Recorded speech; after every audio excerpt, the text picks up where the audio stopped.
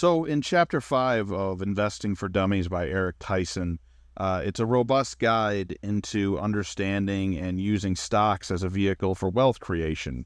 The text likens the stock market to a tool that, when it's used appropriately, can actually create significant financial growth by using money to create more money.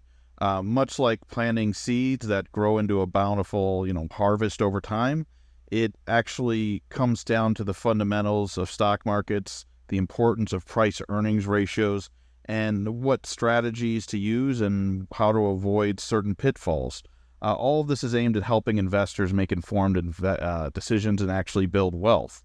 The essence of 80/20, understanding indexes and the stock market. The text explains how stock markets operate, focusing on the importance of things like the S&P 500, which is an index, and how it benchmarks the performance of the market holistically.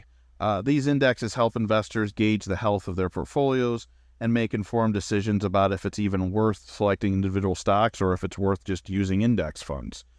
Price versus earnings ratios is obviously an important concept. It's discussed throughout the text.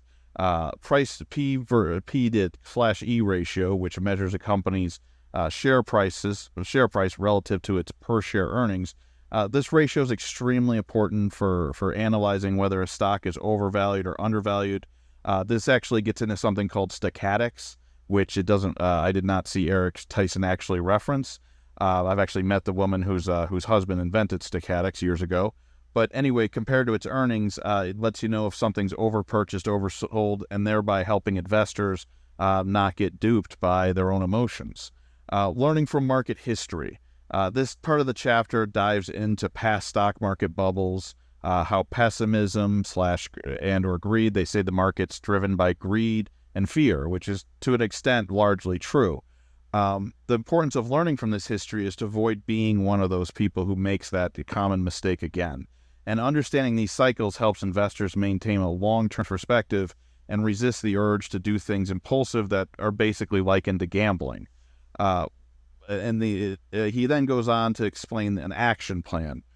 You want to monitor indexes regularly. You don't want to just assume you have a feel for the market. You want to have your ear to the street. Using P/E ratios. Once again, if you're going to evaluate a stock, profits to earnings is something that price to earnings. Price to earnings is definitely something that's significantly important. Stay the course during market volatility. Basically, don't jump out of the boat right when it might make the most sense to continue buying in. Avoid overreacting to market noise. Again, then there's the noise and there's the signal. What's actually going on versus what the sheep who are buying into the market thinks going on. Overall, he actually suggests, if you want to go into more elaborate reading, read A Random Walk Down Wall Street by Burton Malkiel, which aligns with the chapter's emphasis on the importance of efficiency within markets and long-term investing.